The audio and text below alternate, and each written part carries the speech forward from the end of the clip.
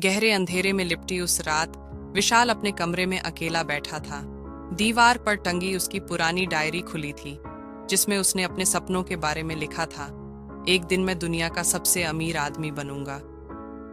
तभी उसके लैपटॉप की स्क्रीन अपने आप चमक उठी। एक अजीब वेबसाइट खुली थी, सपनों को हकीकत में बदलें।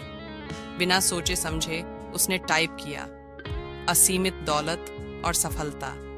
अगली सुबह विशाल की किस्मत बदल चुकी थी। रात में दरवाजे पर धीमी धीमी खरोंचों की आवाजें आती। शीशे में अपना चेहरा देखने पर उसे अक्सर कोई काली छाया पीछे खड़ी दिखाई देती। पहली किस्त पूरी हो चुकी है, अब दूसरी किस्त की बारी है। अगली सुबह विशाल की मां ने फोन किया, लेकिन आवाज किसी औरत की थी।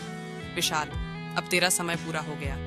जब उसने पुलिस को बुलाया और दरवाजा तोड़ा गया, तो अंदर उसकी मां का निर्जीव शरीर पड़ा था।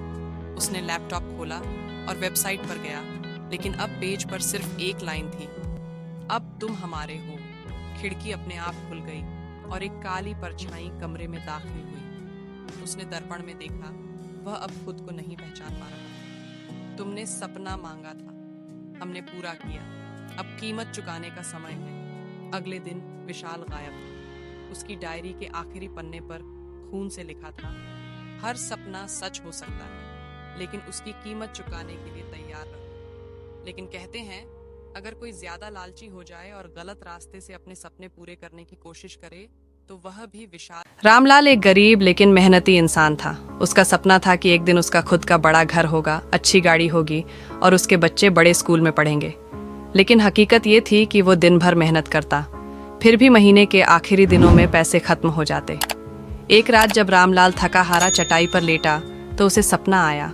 उसने देखा कि वह एक बड़े बंगले में रह रहा है।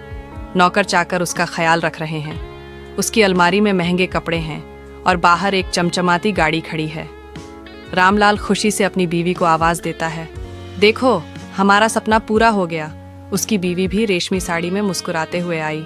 रामलाल खुशी से अपनी गाड़ी में बैठा और जैसे ही उसने स्टार्ट किया, अचानक पीछे से किसी ने आवाज लगाई, रामू उठ, दूध वाला पैसे मांग रहा है। रामलाल की आंखें खुलीं। उसने देखा कि उसकी पत्नी सामने खड़ी थी और उसके हाथ में खाली दूध का कटोरा था। वो समझ गया, ये सब एक सपना था। उसने लंबी सांस ली और खुद से कहा, सपने देखने में कोई बुराई नहीं, लेकिन उन्हें सच करने के लिए मेहनत भी करनी पड़ेगी। इसके बाद रामलाल ने ठान लिया कि वह सिर्फ सपने नहीं देखेगा, बल्कि मेहनत करके उन्हें सच भी करेगा।